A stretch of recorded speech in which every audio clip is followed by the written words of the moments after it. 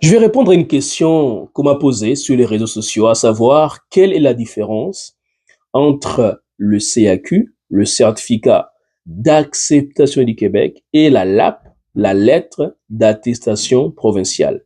Je vais vous donner donc des réponses assez précises. Alors, je vous invite également à rester jusqu'à la fin parce que j'ai une bonne nouvelle à vous annoncer. Si vous êtes sur le point d'envoyer votre demande du permis d'études ici au Canada. Si vous me découvrez pour la première fois, mon nom est Emmanuel Cambi, je suis conseiller d'orientation scolaire et professionnelle, membre de l'Ordre des conseillers et des conseillères d'orientation du Québec. Et nous sommes vraiment des passionnés, passionnés pour vous aider à trouver un bon programme d'études correspondant à qui vous êtes, à vos intérêts, à vos valeurs, à vos aptitudes, à vos compétences, aux besoins du marché du travail ici au Canada. Mais également, je vais vous accompagner à trouver l'établissement d'enseignement susceptible de vous offrir non seulement une admission, mais aussi une bourse d'études ainsi que des stages rémunérés pouvant vous rapporter jusqu'à 30 000 dollars. Oui, oui, j'ai bien dit 30 000 dollars canadiens sur 3 ans, dépendamment de votre programme, évidemment. Ensuite, une fois que vous aurez obtenu votre admission, votre confirmation de bourse ainsi que des stages rémunérés, on va vous accompagner durant les démarches d'immigration. D'abord le CAQ, si vous êtes au Québec, ensuite la LAP, si vous êtes en dehors du Québec. Évidemment, ensuite, on va enchaîner avec les permis d'études. Et une fois que vous aurez obtenu votre permis ainsi que votre visa, on va vous préparer à arriver à l'aéroport. On va vous accueillir à l'aéroport, vous trouvez l'appartement, vous installez, vous accompagnez durant la première session d'études afin de réussir évidemment tous vos cours sans exception aucune.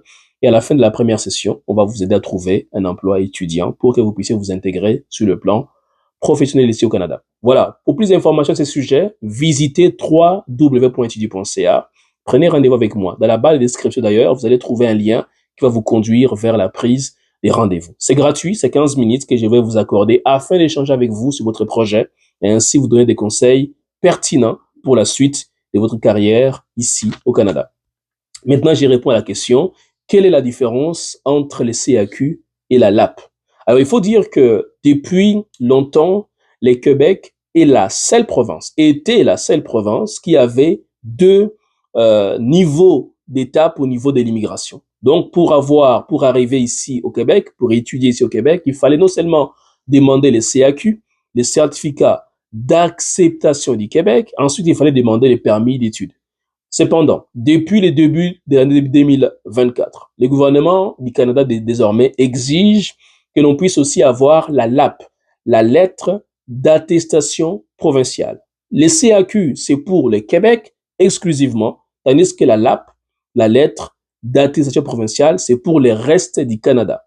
Et donc ça, c'est une différence qui est majeure. Donc désormais, que vous veniez au Québec ou en dehors du Québec, vous allez devoir passer par l'étape de la LAP, si vous êtes en dehors du Québec, et l'étape du CAQ, si vous êtes au Québec, ainsi que l'étape du permis d'études. Donc, désormais, les délais de traitement ou les délais de démarche seront pratiquement similaires. Donc, voilà un peu la différence entre la LAP et les CAQ. Et maintenant, les gens me demandent souvent, oui, mais est-ce que je suis obligé de fournir la LAP ou le CAQ? La réponse est oui. C'est une obligation même. Parce que si vous ne fournissez pas la LAP, si vous êtes en dehors du Québec, ou le CAQ si vous êtes au Québec, vous n'allez pas obtenir votre permis d'études. C'est obligatoire en fait, parce que pour envoyer la demande du permis d'études, vous devez télécharger plutôt votre CAQ ou votre LAP. C'est une obligation. Et donc, si vous êtes à l'étape où vous devez envoyer votre demande de permis d'études, donc j'ai une bonne nouvelle pour vous. Bientôt, j'organise un défi de 30 jours où je vais accompagner gratuitement, je dis bien gratuitement, 3 personnes à pouvoir monter et déposer leur demande du permis d'études. On sera accompagné par un consultant réglementaire en immigration. Il va être là pour donner son expertise, pour donner des conseils afin que vous puissiez éviter les erreurs que les gens commettent et ainsi augmenter vos chances d'obtenir les permis d'études. Alors, si vous avez besoin de plus d'informations sur ce sujet, visitez encore www.etudu.ca /défi. Inscrivez-vous gratuitement. Un membre de mon équipe vous contactera très prochainement afin d'évaluer votre profil et ainsi vous dire si vous êtes qualifié pour participer à ce défi de 30 jours. Il me fera vraiment plaisir de vous accompagner parce que ma passion, c'est de vous voir réussir. Si vous réussissez, c'est comme si c'est moi qui réussissais également. Désolé pour la toux. Par conséquent, je vous invite à vous abonner et on se dit à très bientôt.